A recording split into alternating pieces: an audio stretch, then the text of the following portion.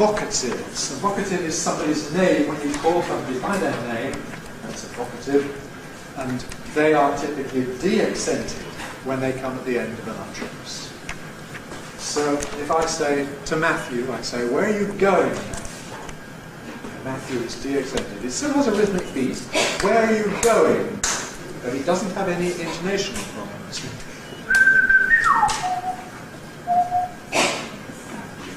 "Where are you going, Matthew? Where are you going, Mr. Jenkins?" The name is de-accented. It's still there, but it doesn't have the nucleus. We wouldn't say, "Where are you going, Matthew?" Something's wrong.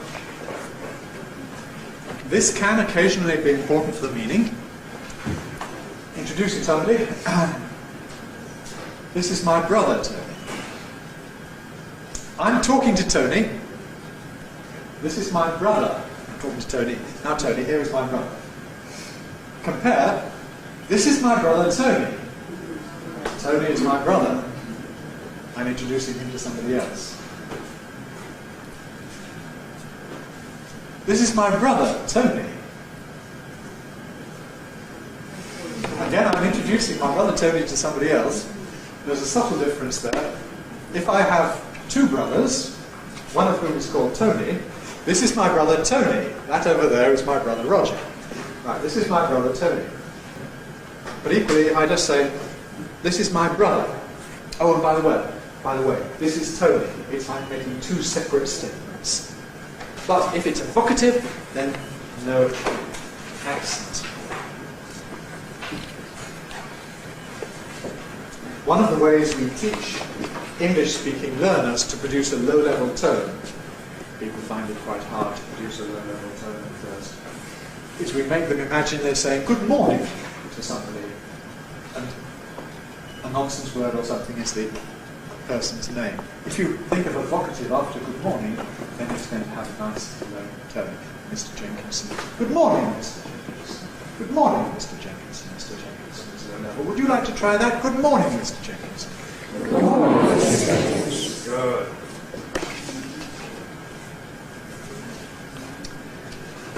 Now, you may already have got an impression as to how far what I've said agrees with what happens in your own language.